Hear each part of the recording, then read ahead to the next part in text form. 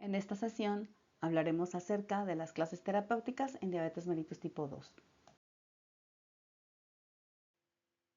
Para el control óptimo de la hiperglucemia en la diabetes tipo 2, la terapia debe establecerse en función de los defectos fisiopatológicos conocidos y propuestos por el Dr. de France, por lo que se necesitan múltiples agentes para contrarrestar cada uno de ellos.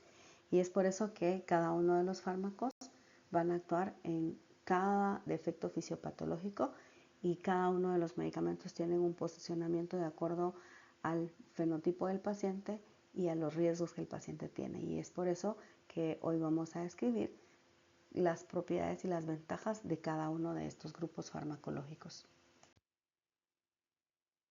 El primer defecto fisiopatológico que se expresa en un paciente con diabetes tipo 2 que está asociada al incremento de la ingesta de carbohidratos y de sustratos es la resistencia a la insulina. Vamos a revisar en esta sección esos medicamentos o grupos farmacológicos que actúan reduciendo la resistencia a la insulina. Sobre las distintas clases terapéuticas en diabetes tipo 2, lo haremos desde el punto de vista práctico, es decir, retomando los aspectos de eficacia y seguridad que se deben considerar para su prescripción. Hablaremos en primer lugar de metformina, que sin duda es el fármaco más utilizado en el mundo para pacientes con diabetes tipo 2. Es un medicamento eficaz en la reducción de la glucosa, seguro y además económico, lo cual lo coloca como la primera línea del tratamiento en diabetes tipo 2. A pesar de que lo hemos utilizado por muchos años, su mecanismo de acción aún no se conoce con certeza, pero para fines prácticos podemos decir que reduce la concentración de glucosa a través de la disminución de la gluconeogénesis hepática y por tanto la producción hepática de glucosa, además de tener un efecto menor, pero aún existente, en la mejora de la sensibilidad periférica a la insulina, así como incrementar el uso intestinal de glucosa y la estimulación de la secreción de agonistas del receptor del péptido GLP-1 similar al glucagón, entre otros mecanismos. La metformina es muy efectiva, de hecho se ha calculado que en monoterapia puede reducir la hemoglobina glucosilada entre 1 y 2%, que por supuesto es una métrica variable de persona a persona.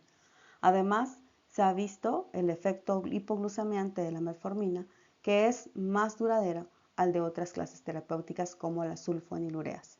Por otra parte, la metformina es un medicamento muy flexible porque puede combinarse con prácticamente todas las clases terapéuticas para diabetes y seguir dando efectos benéficos. Asimismo, en el seguimiento de estudios como el UCA-PDS se ha observado beneficios en el contexto de la reducción de eventos cardiovasculares como infarto agudo al miocardio. En el sentido práctico, metformina puede tener presentaciones de 500, 850 y 1000 miligramos en comprimidos de liberación inmediata, mientras que en algunos sitios se puede encontrar presentaciones entre 750 y 1000 miligramos en comprimidos de liberación extendida. El inicio de la dosis idealmente se hace de forma progresiva para reducir la posibilidad de reacciones adversas gastrointestinales. Se puede iniciar con dosis pequeñas entre 250 y 500 miligramos cada 12 horas a la hora de los alimentos y cada 4 a 6 días hacer incrementos progresivos para llegar a una dosis mínima eficaz, que por lo general está entre los 1500 y 2000 miligramos. De esta manera, la mayor parte de pacientes la tolera de forma adecuada. Cuando un paciente tiene intolerancia gastrointestinal a la metformina, podríamos utilizar los comprimidos de liberación extendida que limitan este efecto adverso. En el caso de que haya quienes no la toleren, pues es importante considerar tomar una dosis menor, 500 cada 8 horas o en su defecto, pues como les mencionaba anteriormente, cambiar a una preparación de liberación extendida con la que se reduce esta incidencia de reacciones adversas gastrointestinales. Es importante anotar que esta dosificación puede servir para manejo de pacientes con diabetes, con prediabetes u otras entidades como el ovario poliquístico y recordar que incluso en prediabetes la dosis sugerida como mínimo es de 1500 miligramos al día. Agregado a la eficacia hipoglucemiante, la metformina posee otros efectos metabólicos, como por ejemplo produce una leve pérdida de peso con un tratamiento prolongado que puede oscilar entre 2 a 3 kilos, así como reduce ligeramente los niveles de colesterol, las lipoproteínas de baja densidad y triglicéridos, lo que ciertamente beneficia a una buena porción de pacientes. Como cualquier fármaco, metformina puede generar reacciones adversas, las cuales quizá las más importantes son las gastrointestinales, como diarrea, náuseas, vómitos, que son quizá las más comunes reportadas en aproximadamente 10%. En especial, este tipo de eventos adversos sucede en las primeras semanas del inicio del tratamiento y son menos intensas a medida que se va progresando en la dosis y el paciente se va adaptando a la metformina. El uso prolongado de metformina puede generar reducción de los niveles de vitamina B12, por lo que estos niveles deben revisarse por lo menos una vez al año, sobre todo si el paciente desarrolla datos clínicos de neuropatía. En cuanto a la temida acidosis láctica, es un fenómeno raro que por lo general se debe a la presencia de lesión renal aguda, choque séptico o falla cardíaca aguda concomitante que eleva en forma importante los niveles séricos de metformina y favorece la aparición de este efecto adverso. Sin embargo, el efecto es casi nulo en ausencia de estos fenómenos. Por último, es relevante recordar que metformina no debe utilizarse en los casos de enfermedad renal crónica con tasa de filtrado glomerular menor a 30 ml minuto o en pacientes con falla hepática avanzada. Por tanto, metformina sigue y seguirá siendo una excelente opción para el manejo de una amplia variedad de pacientes con alteraciones metabólicas como diabetes, prediabetes y síndrome de ovario poliquístico. Tiene información tanto positiva como negativa. En 2007, un metaanálisis con rosiglitazona mostró que esta aumentaba el riesgo de eventos coronarios, por lo que fue sacada del mercado. Asimismo, existen reportes de aumento en el riesgo de hospitalizaciones por falla cardíaca y cáncer de vejiga, entre otros aspectos que tuvieron un impacto negativo en la prescripción de estos fármacos. En los últimos años, de nuevo, se ha revisado el papel de esta clase terapéutica, en particular de pioglitazona. En general, estos fármacos, o específicamente hablando de pioglitazona, que es la única que actualmente circula en el mercado, sobre todo en Guatemala, es un medicamento sensibilizador de la acción de la insulina y actúa en los PPAR gamma, que se conocen como receptor activado por proliferadores de peroxisoma gamma. Estos compuestos producen incremento en la sensibilidad periférica y hepática de la insulina. Asimismo, regulan la adipogénesis y la captación de ácidos grasos en el tejido celular subcutáneo. La pioglitazona redistribuye la grasa corporal del tejido visceral al celular subcutáneo, reduciendo así los niveles de triglicéridos e incrementando el nivel de colesterol HDL, que son eventos deseados en personas con diabetes. Además, es un medicamento que no genera hipoglucemia, por lo que reúne un perfil favorable para muchos pacientes con alto riesgo de hipoglucemia. Reduce el contenido de grasa hepática y se ha observado que puede revertir la fibrosis hepática, por lo que es un fármaco útil en el contexto de diabetes y esteatohepatitis no alcohólica. La pioglitazona es un fármaco hipoglucemiante muy eficaz, puesto que reduce la hemoglobina glucosilada en un rango de 1 a 1.5% en monoterapia, y sus efectos se potencian cuando se combina con otras clases terapéuticas porque al usarse en combinación logra un efecto de sinergia en la reducción de la glucemia. La dosis inicial de pioglitazona puede oscilar entre 7.5 y 15 miligramos al día, pudiendo titularse hasta 45 miligramos al día como dosis máxima. Se sugiere que estos cambios en las dosis se realicen cada 3 a 4 meses luego de la valoración clínica y de laboratorios. Es conveniente recalcar que los eventos adversos asociados a pioglitazona, como retención hídrica, que produce edema periférico, exacerbación de la insuficiencia cardíaca y ganancia de peso, específicamente por el incremento del tejido adiposo subcutáneo, van a ocurrir con una mayor dosis del medicamento. Los aspectos de seguridad con pioglitazona son de los más comentados, pero es necesario hacer algunas consideraciones, que en primera instancia la pioglitazona, a diferencia de rosiglitazona, que ya está retirada del mercado, pioglitazona ha mostrado reducir eventos cardiovasculares e incluso progresión de la placa ateromatosa, tanto en estudios clínicos controlados como en estudios de la vida real, por lo que es un aspecto en los que podemos estar tranquilos de que la prescripción en el contexto de alto riesgo cardiovascular es segura. En contraparte, la pioglitazona, que produce retención hídrica por efecto de aumento de la reabsorción renal de sodio, puede incrementar el riesgo de eventos de falla cardíaca, situación en la que su uso debería de restringirse. Asimismo, se ha observado ligero incremento del riesgo para fracturas con el uso de este fármaco, en especial fracturas distales de extremidades inferiores, por lo que si este fármaco se usa en personas de mayor edad, vale la pena monitorizar la densidad mineral ósea de forma continua y no utilizarse en caso de pacientes con osteoporosis. Por último, la pioglitazona se ha asociado con cáncer de vejiga. Esto ha sido evaluado de forma extensa en muchos estudios y la evidencia apunta que si existe este riesgo, debe restringirse el uso de este medicamento en el contexto de personas con cáncer de vejiga.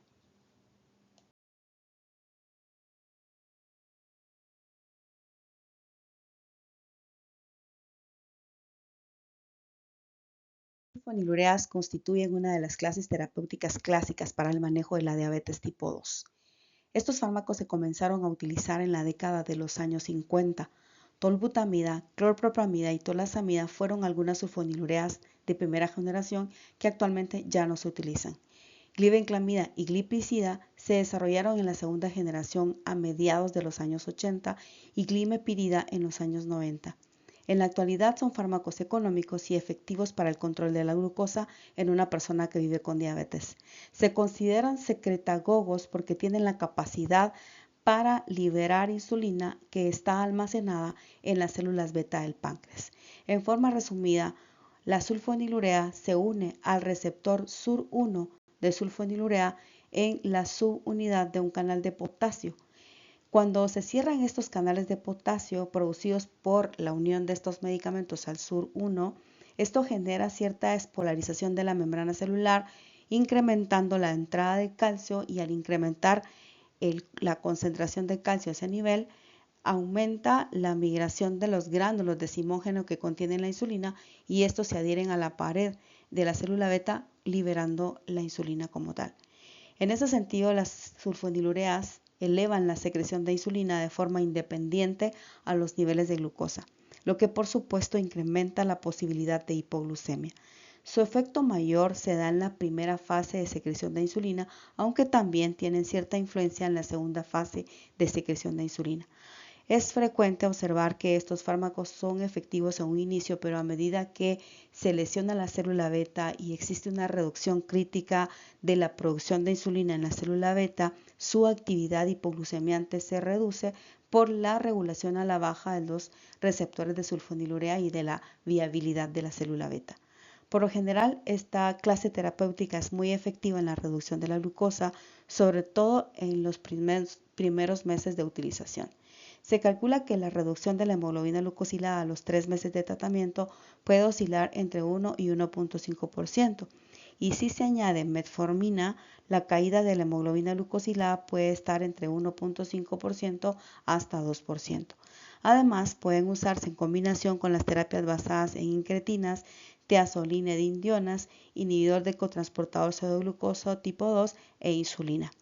Ahora, de forma práctica, existen diversas sulfonilureas de segunda y tercera generación que son las que actualmente se utilizan.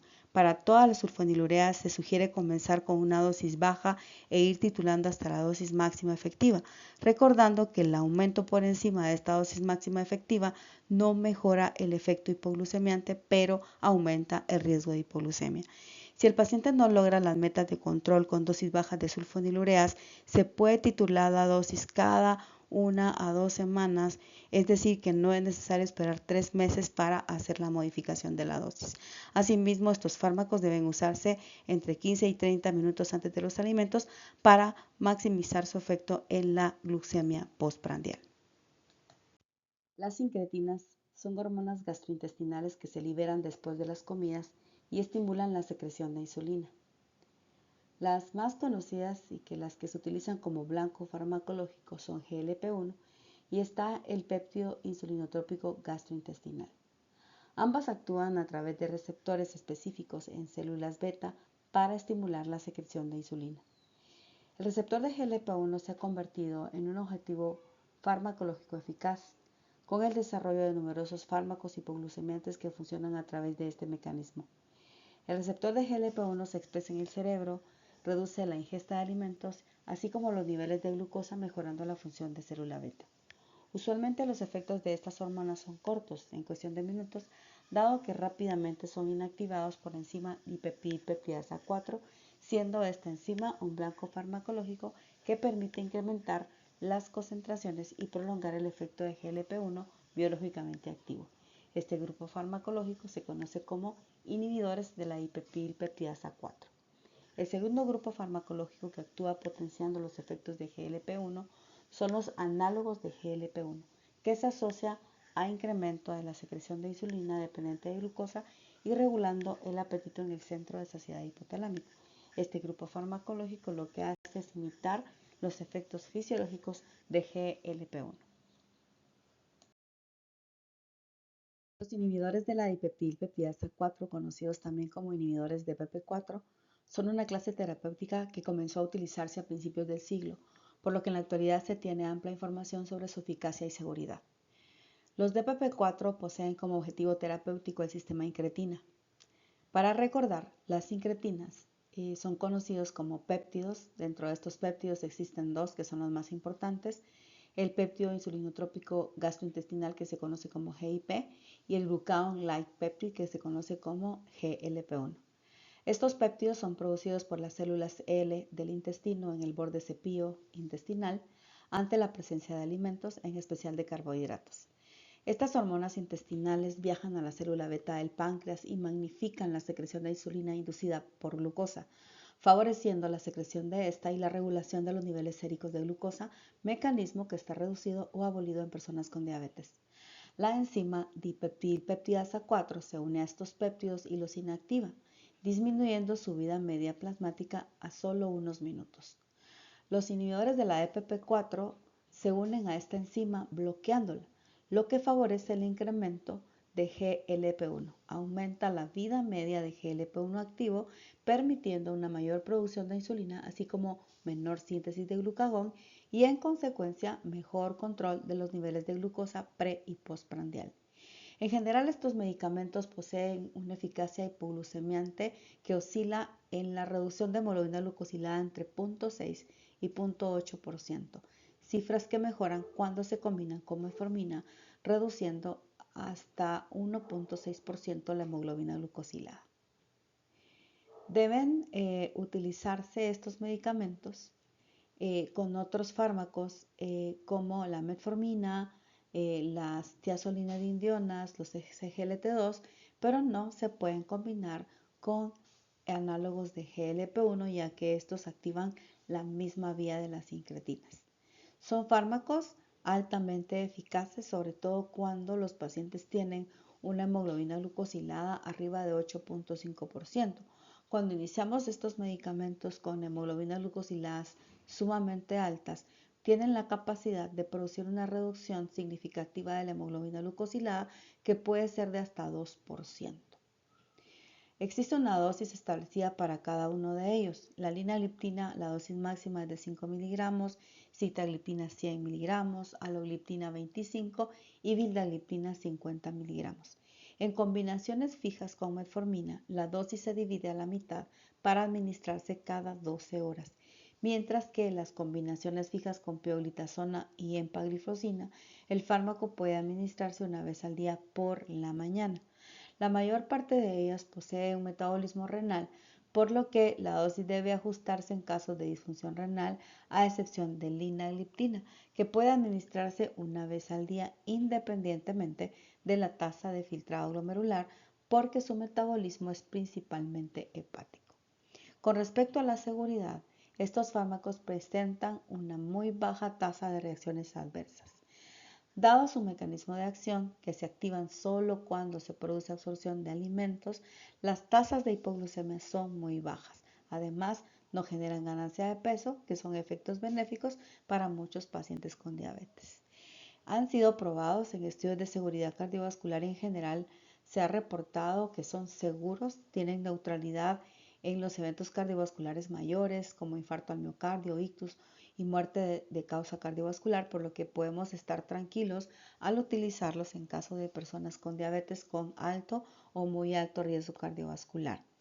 Asimismo, existen estudios como el estudio Verify que comprobó que la combinación de vildagliptina y metformina producía efectos benéficos en pacientes con diagnóstico reciente de diabetes porque reducen la progresión de las complicaciones y la progresión de la hiperglucemia crónica. Eso significa que la flexibilidad de estos medicamentos, la facilidad de su uso y la seguridad los constituye como una alternativa viable para personas con diagnóstico reciente de diabetes, personas de edad avanzada a los que se les quiere simplificar la terapia o como terapia añadida a otros antidiabéticos orales. Los análogos de GLP-1 son fármacos que afectan el sistema de incretina y se han convertido en la primera opción inyectable para la mayor parte de pacientes con diabetes tipo 2. En forma fisiológica, luego de la ingesta de alimentos, se genera la producción intestinal de GLP-1, el cual viaja por el torrente sanguíneo hasta los islotes pancreáticos, donde las células beta amplifican la secreción de insulina inducida por glucosa, además de reducir la producción de glucagón en las células alfa, contribuyendo hacia la reducción de la hiperglucemia pre- y postprandial. Los receptores de GLP-1 se expresan en las células beta, en el sistema nervioso periférico, central, el corazón, el sistema vascular periférico, el riñón, los pulmones y la mucosa gastrointestinal, produciendo efectos benéficos a nivel de los distintos órganos y sistemas. La activación de los receptores de GLP-1 en el sistema nervioso central explica los efectos de los GLP-1 sobre la ingesta de alimentos, el vaciado gástrico, así como los efectos secundarios, parte de este grupo farmacológico que son las náuseas. Además, este efecto fisiológico potenciado por los análogos de GLP-1 inducen al incremento de la pérdida de peso en esos pacientes. También es importante reconocer que en las células beta una de sus acciones principales es aumentar la biosíntesis de insulina, que es dependiente de glucosa, lo que los hace fármacos seguros ante el riesgo de hipoglucemia. Los análogos de GLP-1 pueden clasificarse de diversas formas. Consideramos que la clínicamente significativa está relacionada con el tiempo de acción del fármaco. De esta manera, existen análogos de acción corta como exenatida o lisexenatida, de acción intermedia como liraglutida o de acción prolongada como semaglutida, dulaglutida y albiglutida. Todos los análogos de GLP-1 son inyectables, excepto semaglutida, que posee una preparación oral de tecnología innovadora. La eficacia hipoglucemiante de esta clase terapéutica es dependiente del fármaco utilizado, pero generalmente la reducción de hemoglobina glucosilada en monoterapia oscila entre 0.6 y 1.8%. La reducción de la glucosa tiende a ser más consistente utilizando dosis altas y con fármacos de acción prolongada. Los mecanismos mediados por GLP-1 están abolidos en un paciente con diabetes tipo 2, por lo que cuando utilizamos análogos de GLP-1, que son moléculas diseñadas para resistir la degradación por la DPP-4, producen una activación selectiva del receptor, aumentando la secreción de insulina a través de mejorar la función de la célula beta, reducción de la apoptosis de célula beta, lo cual favorece la biosíntesis de insulina y también la secreción de la misma dependiente de glucosa, así como la reducción de secreción de glucagón. Por otro lado, uno de los efectos benéficos es retrasar el vaciado gástrico, lo cual favorece la reducción de la absorción de glucosa postprandial. También a nivel del sistema nervioso central produce una reducción de la ingesta de la comida porque aumenta el efecto de saciedad, lo cual favorece la pérdida de peso en un paciente con obesidad y diabetes, que produce un efecto benéfico en el paciente con diabetes, puesto que genera saciedad temprana.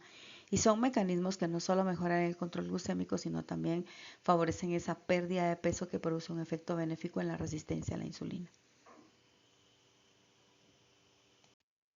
Los análogos de GLP-1 reducen peso de forma dosis dependiente y el rango de pérdida oscila entre 1 y 8 kilogramos, siendo semaglutida la que más pérdida de peso genera.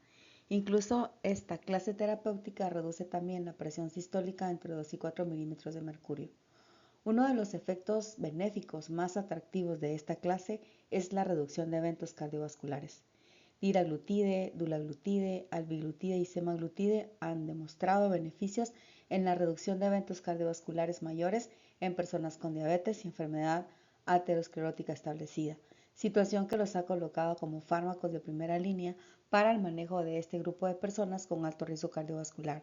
Además, dada la potencia y eficacia de este grupo farmacológico, si se considera que el paciente requiere terapia inyectable por descontrol glucémico, la Asociación Americana de Diabetes y la Sociedad Europea de Diabetes recomiendan la utilización de estos medicamentos como primera línea.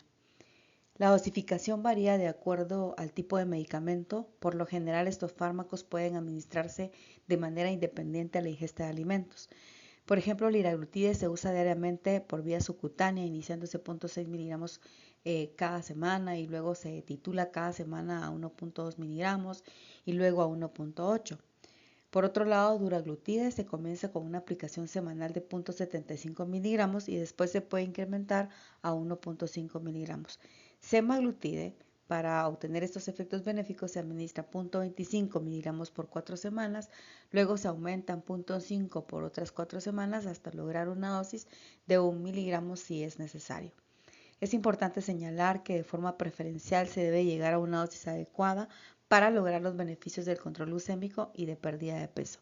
Por otra parte, el lisexenatide y la liraglutide se encuentran disponibles en combinación con insulina basal como Largina y Degludec, y la titulación se hace de acuerdo a la dosis de insulina requerida. Durante el periodo de aumento de dosis, la vigilancia debe ser enfocada tanto en la caída de los niveles de glucosa como en la aparición de reacciones adversas gastrointestinales. Las reacciones adversas más comunes son los eventos gastrointestinales, que son dosis dependiente y por lo general son transitorios.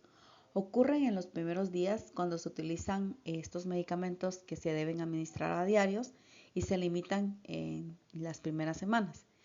Cuando se utilizan los medicamentos semanales, estos síntomas pueden presentarse entre 2 a 3 semanas de iniciado el tratamiento. Los eventos que se reportan con mayor frecuencia son náuseas, vómitos, constipación y diarrea. La dosificación progresiva puede reducir las manifestaciones gastrointestinales, así como prescripción de medicamentos para el alivio de síntomas. Los análogos de GLP-1 son medicamentos que tienen bajo riesgo de hipoglucemia, pero debe tomarse en cuenta que si se utilizan en combinación con insulinas o sulfonilureas, existe el riesgo latente de hipoglucemia y debe ajustarse la dosis de estos medicamentos. Otros eventos adversos son pancreatitis y el cáncer de páncreas o el riesgo de carcinoma medular de tiroides. Es importante evitar estos fármacos en el contexto de personas con carcinoma medular de tiroides, neoplasia endocrino múltiple o neoplasia cervical en estudio. Por último, vamos a revisar los fármacos que reducen la absorción de glucosa. El único grupo farmacológico que actualmente está incluido dentro de las guías de tratamiento son los inhibidores del cotransportador SGLT2 que revisaremos a continuación. Este grupo farmacológico es conocido como inhibidores del cotransportador sodio-glucosa tipo 2 o conocidos también como inhibidores de SGLT2. Han revolucionado el tratamiento de diversas entidades como diabetes, nefropatía diabética e insuficiencia cardíaca. Si hablamos de pacientes que viven con diabetes, en ellos existe un incremento de la reabsorción renal de glucosa y este es uno de los mecanismos que contribuye a la hiperglucemia crónica. De forma fisiológica, en condiciones normales, casi toda la glucosa que se filtra por el glomérulo es reabsorbida en los túbulos renales. La absorción se hace a través del transporte activo por cotransportadores de sodio-glucosa. De estos cotransportadores, el tipo 2 o cotransportador sodio-glucosa tipo 2 está en el túbulo contorneado proximal renal y absorbe más del 90% de la glucosa, mientras que el 10% restante lo lleva a cabo el inhibidor del cotransportador sodio-glucosa tipo 1. En la hiperglucemia crónica con niveles séricos de glucosa por encima de 180 miligramos por decilitro, existe glucosuria dada la incapacidad de reabsorber toda la glucosa filtrada por la saturación completa de los cotransportadores.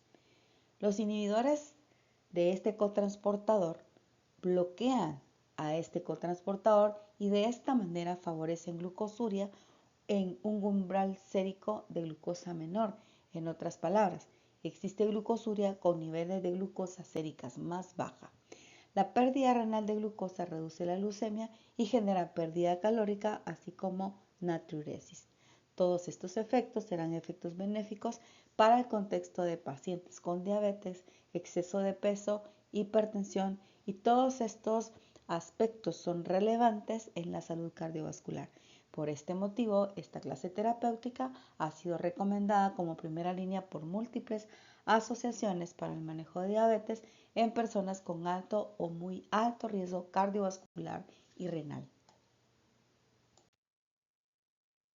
De esta clase terapéutica podemos mencionar varios miembros como empagliflozina, dapagliflozina, canagliflozina, ertugliflozina, etc. Estos fármacos en conjunto poseen la característica de tener una excelente absorción por vía oral, una vida media prolongada, se eliminan por vía renal y tienen baja tasa de interacciones farmacológicas, por lo que su posología es simple, pudiéndose utilizar una vez cada 24 horas. La dosis depende de cada fármaco, 25 miligramos por ejemplo para empagliflozina, 10 miligramos para dapagliflozina, 300 para canagliflozina, con administración diaria o dosis dividida cada 12 horas en los comprimidos de combinación fija con metformina. Si hablamos de eficacia hipoglucemiante, reducen de forma moderada los niveles de hemoglobina glucosilada en un rango de 0.6 a 0.8% en monoterapia y de 1 a 1.5% cuando se combina con metformina. Por otro lado, pueden producir una reducción de 2 a 3 kilos de peso y alrededor de 3 a 5 milímetros de mercurio de la presión arterial sistólica. Estos son efectos que por supuesto producen beneficio en personas con diabetes, obesidad e hipertensión concomitantes. Los eventos adversos más comunes son el riesgo de infecciones urinarias y micóticas, por lo que se debe recomendar una higiene genital y perineal adecuada para reducir la posibilidad de cuadros infecciosos graves. Otros eventos adversos reportados son la cetocidosis diabética euglucémica, la depresión de volumen y la lesión renal aguda. Sin embargo, por su frecuencia, son considerados eventos raros. También no se ha confirmado la asociación de los inhibidores de SGLT2 con eventos como amputaciones o fracturas. También es importante recordar que estos medicamentos tienen tasas muy bajas de hipoglucemia y tomando en consideración la reducción moderada de los niveles de glucosa que producen el mecanismo independientemente de la secreción de insulina para reducir la glucosa, probablemente son factores que hacen que estos medicamentos no tengan un impacto negativo en la producción de hipoglucemia.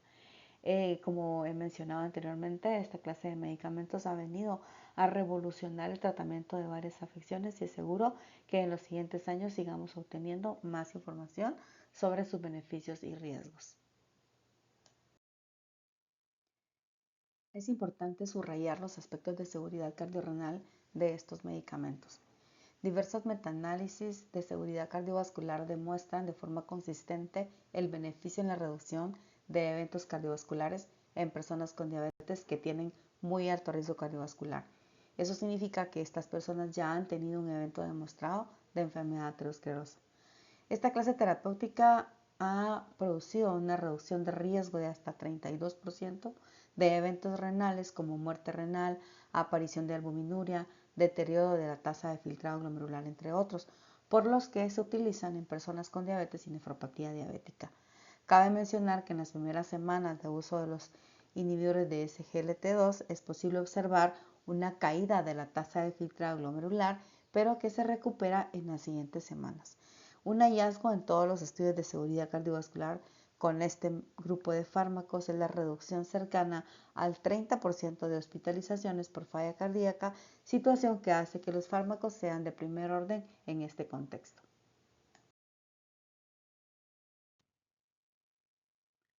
Este es el algoritmo para el control glucémico sugerido por la Asociación Americana de Endocrinólogos Clínicos. La primera estrategia es cambios en los estilos de vida para luego tomar la decisión de utilizar la metformina como monoterapia. Si en 12 semanas el paciente no mejora en monoterapia con metformina, debe hacerse un cambio dinámico para la combinación de medicamentos. Y establecer un objetivo terapéutico es importante, puesto que esto nos va a ayudar para poder definir si el paciente está con monoterapia, con doble terapia o inclusive requiere una triple terapia farmacológica.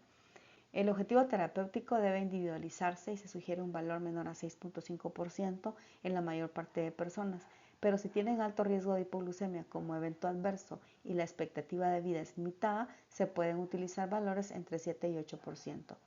Todos los aspectos farmacológicos de los medicamentos deben tomarse en cuenta para comprender la posición de cada uno de los grupos en las guías del tratamiento farmacológico de la diabetes tipo 2. En esta diapositiva podemos observar que de acuerdo al fenotipo y riesgos del paciente, se posiciona cada uno de los fármacos utilizados para mejorar el control glucémico. Existen fármacos que por sus propiedades farmacológicas son preferidos para sobrepeso u obesidad, ante el riesgo de hipoglucemia o la accesibilidad a medicamentos y pues en el contexto de hiperglucemia severa, donde indiscutiblemente la insulina es el medicamento con alta potencia para la reducción de cuadros agudos y graves de hiperglucemia. Y acá podemos ver cómo el algoritmo nos sugiere cuáles son los medicamentos preferidos en verde de acuerdo al contexto, en amarillo las alternativas y en rojo pues aquellos que no son preferidos en el contexto del paciente. Otro aspecto importante a tomar en cuenta es que los medicamentos no solo deben tener un impacto positivo en la reducción de la glucemia, sino también en no aumentar el riesgo cardiovascular, en que produzca reducción de los eventos cardiovasculares y de acuerdo a ese enfoque, pues existen medicamentos que son preferidos para pacientes que tienen alto riesgo cardiovascular o falla cardíaca o enfermedad renal establecida. Esta es la guía de la Asociación Americana de Diabetes y como ustedes pueden ver, siempre la primera estrategia es mejorar la calidad de vida del paciente, su educación y pues darle soporte social del paciente y cambiar los determinantes sociales de salud de cada uno de los pacientes y esto implica cambios en el estilo de vida. Y aquí dividen a los pacientes de acuerdo a su fenotipo y vemos acá del lado de la línea verde cómo tenemos a un grupo de pacientes que tiene alto riesgo cardiovascular. Si el paciente tiene enfermedad aterosclerótica establecida y alto riesgo cardiovascular, los medicamentos preferidos son los análogos de GLP-1 que tienen beneficio cardiovascular demostrado. Y se evalúa la hemoglobina glucosilada y si la hemoglobina glucosilada no llega al objetivo terapéutico planteado para ese paciente, pueden considerar añadir un SGLT2 también con beneficios cardiovasculares demostrados y el tercer grupo farmacológico que ellos sugieren en este contexto son las tiazolinedionas. Luego vemos acá cómo existen indicadores de alto riesgo y si el paciente tiene alto riesgo, o sea, 2 o 3 factores de riesgo asociados a la diabetes, estos factores de riesgo cardiovascular van a ser los determinantes para utilizar un SGLT2 que tenga beneficios demostrados, ¿verdad? Y pues en 12 semanas se vuelve a hacer la reevaluación y quiere decir que el medicamento preferido en este contexto son los GLP-1 y si no tenemos análogos de GLP-1 o tienen intolerancia a ellos, podemos utilizar ese GLT2. Y luego vemos acá en el contexto de un paciente con falla cardíaca, los medicamentos que ocupan la primera posición son los inhibidores de SGLT2. Para luego en aquellos pacientes que tienen enfermedad renal que progresan hacia la enfermedad renal crónica en estadio terminal, pueden producir beneficios con respecto a la reducción de la progresión de la enfermedad y de la microalbuminuria. Actualmente existen algunos estudios que se publicaron recientemente que evidencian que tanto los inhibidores de SGLT2 como los análogos de GLP-1 producen beneficios renales en los pacientes con enfermedad renal, reduciendo la progresión de esta a estadios avanzados de la enfermedad renal. Luego, en el otro contexto, vemos a pacientes que necesitamos mantener un control glucémico adecuado, pero también tenemos que favorecer la pérdida de peso. Y para esos pacientes que tienen pérdida de peso o que tienen alto riesgo de hipoglucemia, pues son fenotipos diferentes en donde vamos a utilizar, por ejemplo, los análogos de GLP-1 que son los preferidos para la pérdida de peso. Segundo, los SGLT2, inclusive se puede utilizar insulina combinada con análogos de GLP-1, ¿verdad? Entonces acá vemos cómo existe un orden de los medicamentos preferidos que tengan un impacto sobre la pérdida de peso, ¿verdad? Entonces la insulina aquí vemos que beneficios sobre la pérdida de peso está la dulaglutide y semaglutide, que son los que mejor producen beneficio en la pérdida de peso. Y luego está la insulina, ¿verdad? Que la insulina se puede combinar con análogos de GLP-1. Luego tenemos medicamentos que tienen alto riesgo de producir o de aumentar peso en los pacientes. Y ahí tenemos dentro del listado las que más tienen efecto en el incremento del peso son las sulfonilureas. Y las 2-DPP4 tienen un efecto intermedio o casi neutro en las modificaciones del peso. Pero acá podemos ver que lo que se pretende es no solo manejar la glucosa, sino aquellos factores de riesgo cardiovascular que tiene el paciente y vemos de acuerdo al fenotipo cómo se posiciona cada uno de los medicamentos para minimizar los riesgos de progresión a complicaciones macro y microvasculares en los pacientes.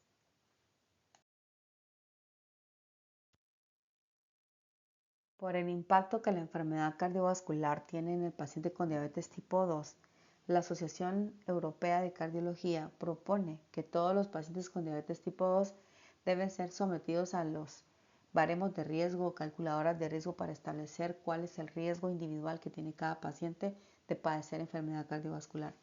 Y aquí vemos que así se segmentan los medicamentos para el abordaje.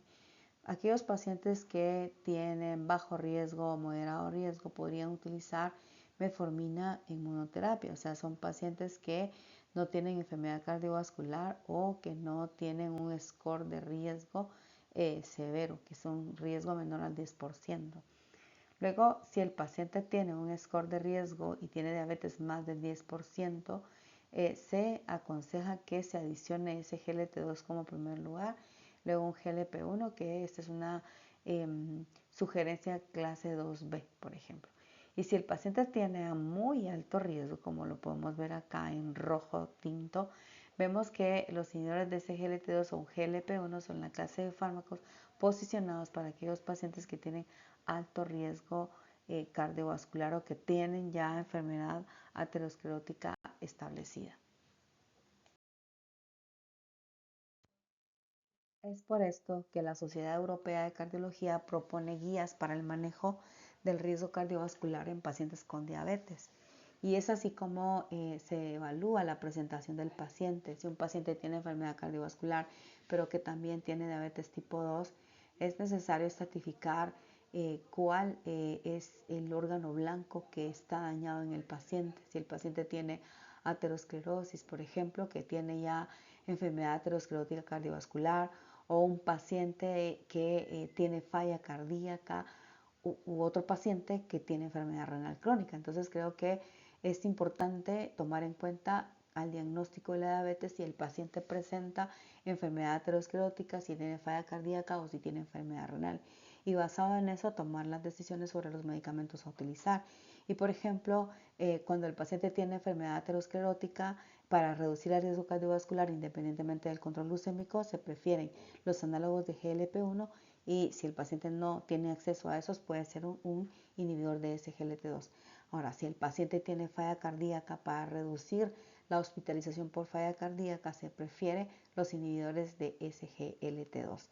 Y si el paciente tiene enfermedad renal, para reducir el riesgo cardiovascular y el riesgo de progresión de la enfermedad renal, se prefieren los SGLT2 y la finerenona como una opción para el manejo de la microalbuminuria persistente en el contexto de un paciente con diabetes mellitus tipo 2. Eso significa que los medicamentos que actualmente se utilizan en la diabetes, más allá del control glucémico, deben demostrar que protegen al órgano diana y que reduce la progresión de las complicaciones macro y microvasculares.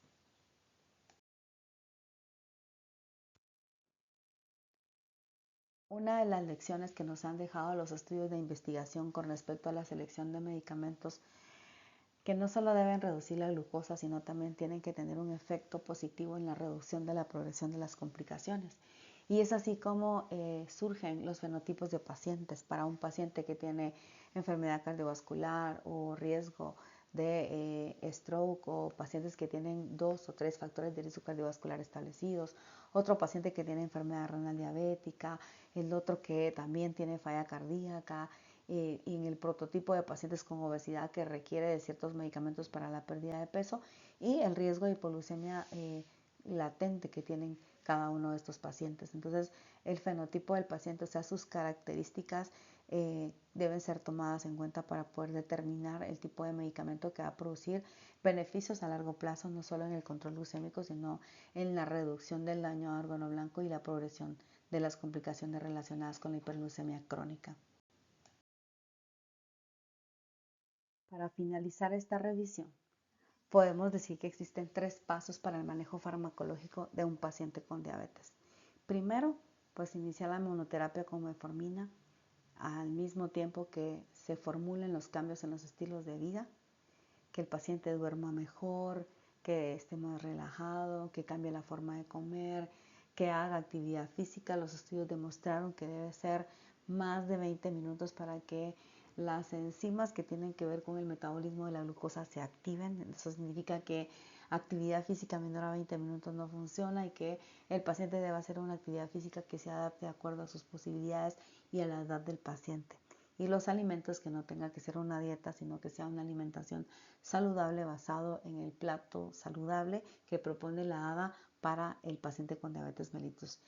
Debe estratificarse el riesgo del paciente con respecto a complicaciones como enfermedad cardiovascular establecida, enfermedad coronaria, pacientes con enfermedad renal o falla cardíaca. Entonces, estratificando el riesgo del paciente, debo seleccionar el medicamento y debo evaluar al paciente en 12 semanas.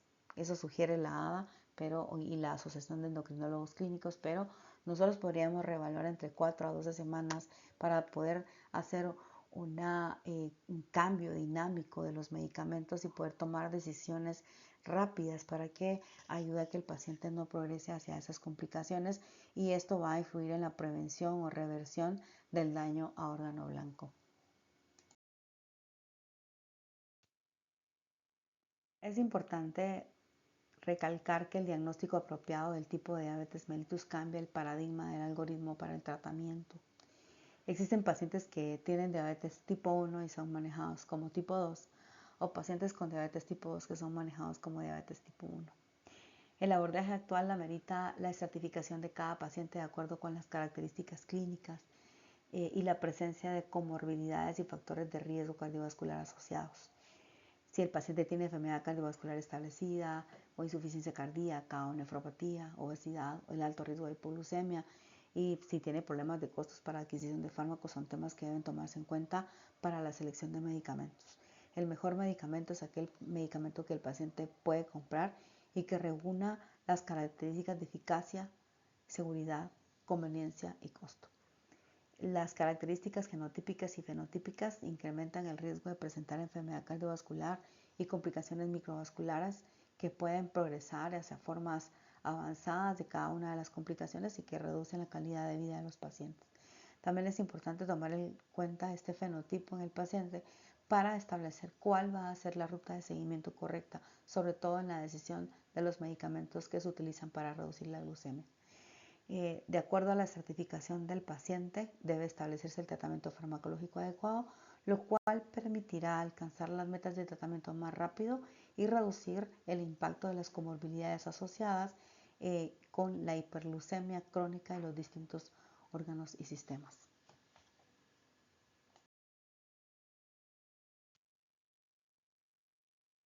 Espero que el contenido de esta revisión sea útil para su práctica diaria. Si usted tiene preguntas o comentarios sobre la presente revisión, puede comunicarse al correo que está en la pantalla. Saludos cordiales, hasta la próxima.